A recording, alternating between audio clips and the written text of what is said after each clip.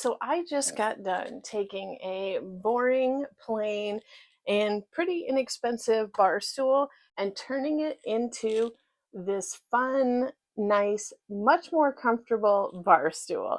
If this sounds interesting to you, please stick around because I've got a lot to share. So I knew canning season would be approaching, and while I wasn't canning as much as I had in previous years, I knew I'd be making a bunch of salsa. Our tomatoes have been going like crazy. So part of the canning process, if you're not familiar with it, is sitting and waiting and babysitting your jars. So in my kitchen, it's not big enough for a kitchen table, but I do have like this little island, and I got these bar stools from Walmart a few years back. I will see if I can link them or something equivalent. Not super comfortable. It's like that kind of fake wood type of stuff where that's the reason it's so like lightweight and inexpensive, or pressed wood or MDF or whatever. And I wanted to make these seat cushions so it would be more comfortable when I was sitting around waiting for those salsa jars to process. So I started this. If you remember the video I did a while back where I went to Hobby Lobby and got several types of yarn that all coordinated. They were all in the same colorway, but it was acrylic, cotton, chunky, everything. Well, this was the 4-weight acrylic, and I love this yarn. And I think this is super fun.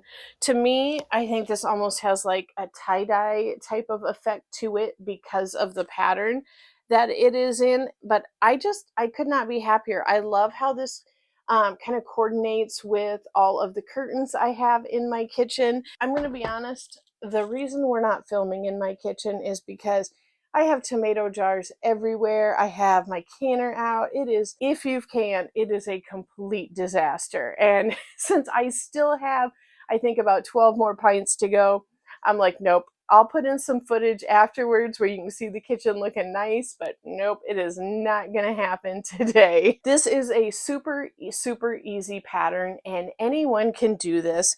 I would consider this basic crochet skills. I am not that confident making tutorials. So what I'm gonna do is teach you how to make this seat cushion. But if you're not familiar with these stitches, my friend Jessie over at Sweet Moments by Jessie agreed to help me out.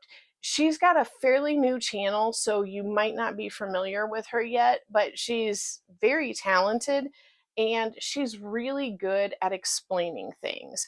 I struggle with that. So I reached out to her and asked her if she would help me, and I just am very thankful that she agreed to it. So I will have a link at the end of this video over to her channel where I will link this exact pattern of this seat cover. But she also went ahead and did a few other tutorial videos that are all real short, right to the point, to do a magic ring, a double crochet in the round, and then finally the front post double crochet in the round, which is all this pattern is. It's literally just one stitch over and over again. That's how I know you can do it. So I will also have those other ones of hers linked down in my description box, but at the end of this video, there'll be like 2 videos, and the one at the top will be Jessie's video. So let's get started. In order to do this pattern, you just make a magic ring. In that magic ring, I then chained 3 for the first double crochet to count as a double crochet.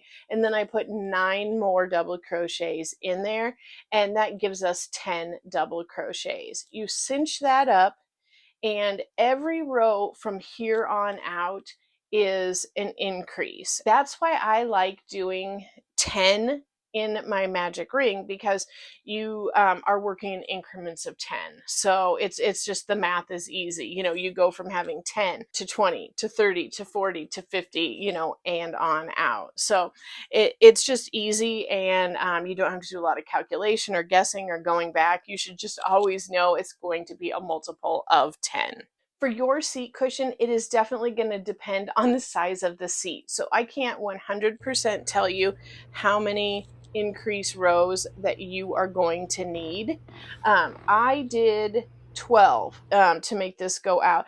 One of the things I love about how this works up with our front post double crochets is this pattern that you've got every 10th one, where it's our increase. And you'll see in Jessie's video, if you're not familiar with this, you're putting 2 front post double crochets in one stitch, and that second one goes over the top, and that's how you get the ridges. It's also just a really easy pattern to work, because instead of counting the stitches in the entire round, I'm literally just counting to that next ridge. And when you can see where the ridge is, it's very, very easy to double check your work and make sure you're on track and that you haven't added the increased stitch too early or forgot to add it. It's really so simple. That's why I love it so much. For this project, aside from your yarn, you are also going to need some basic simple elastic.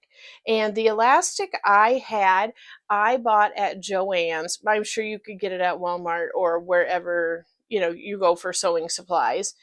This is just what I had on hand, and it was the same that I did in my scrunchies when I made my scrunchies from scratch. I will link that video if you are interested in that, because it's a little different than some of the other scrunchie tutorials out there, and even different than the other scrunchie tutorial I did, but it gives you a really full, thick scrunchie. So it definitely had some elastic on hand, and this was a great project, and it only used, a couple extra foot of it. So those are the tools that you need. And if you did this in a chunkier yarn, which would be fun also, you wouldn't need to do near as many rounds. And same way, if you were to use like a 3-weight, you would have to do a lot more to get it to go out. So just use your discretion, what you like. I almost feel like this looks a little bit like a beret. After I got to my desired diameter of the seat cushion, I needed to make room for the side of my stool. So, this part right here, I wanted to allow enough. And would I have really needed to? Probably not, but I wanted to. Once I got to my desired diameter, I did go ahead and add 1 row of single crochet around the outside. I did a row in the back loop.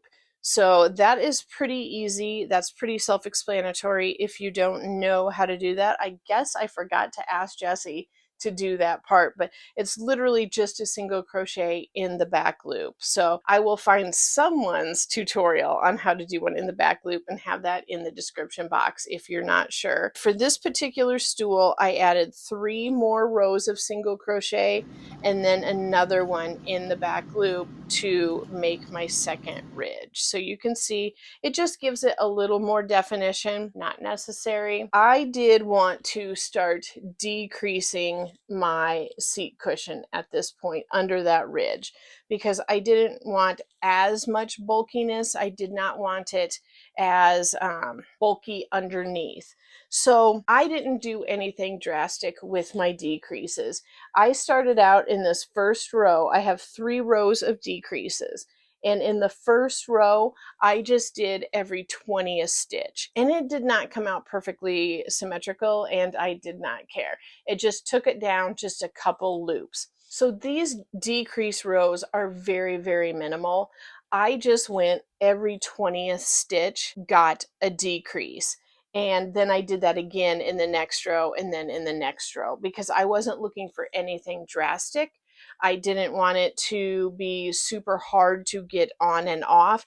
And the real cinching comes from this elastic. So I wasn't trying to make it stay on with the decreases. And that worked out pretty good. It gave me just enough to make it a little bit smaller. I then took my elastic and did it a little bit about the size of the opening and brought that in, cinched it up, and then I did tie it multiple times. I did leave a little bit of a tail on just because I wanted to make sure it had ample room if it was pulled or anything like that. But so far, so good. I have been sitting on these for a week or two and enjoying them. Now, the best benefit of this is if I turn this inside out, those front post double crochets make all of this ribbing and ridges right here.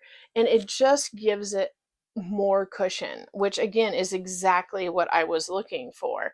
It is a little bit more of a yarn eater type of stitch, but that is okay because it's better for your bum that way. I did like this pattern so much that I decided to go ahead and make a seat cushion for my wicker chair in my kitchen. I'm not as inclined to sit on one of the bar stools as I am the wicker chair, but my husband uses the bar stools. When we have guests over, they seem to gravitate towards the bar stools. So for the wicker chair, I did the exact same pattern, but the seat was quite a bit bigger, probably almost twice as big. So once I grew that out to the size I wanted, I didn't need the elastic. I didn't need it to stretch over anything, but my chair had a little bit of a ridge. So I decided at that point to go ahead and add a bobble stitch on the end because I didn't care at this point how much yarn I used. I had one skein of my, I believe it was Heartland yarn. I had gotten it from Kristen Crochets. It was the color Badlands, but I had used that and I had to go get a second skein of that, and I used about half of that skein. So I went ahead and did the edge of that seat cushion in the bobbles, and I think it just kind of helps even it out a little bit more with that edge of the seat, and I love it. I should tell you guys too, I did use I had 2 skeins of this acrylic yarn, and I love this yarn, and I just used one for each of my seats, and I have a little bit left over out of each skein, but not a ton. And yes, I probably could have kept going, but I had the 2, and I just felt like using one per each and not messing with, making a knot or anything like that. If you have questions, please feel free to leave them down in the description box or check out Jessie's videos to really give you a more in-depth tutorial on how this works.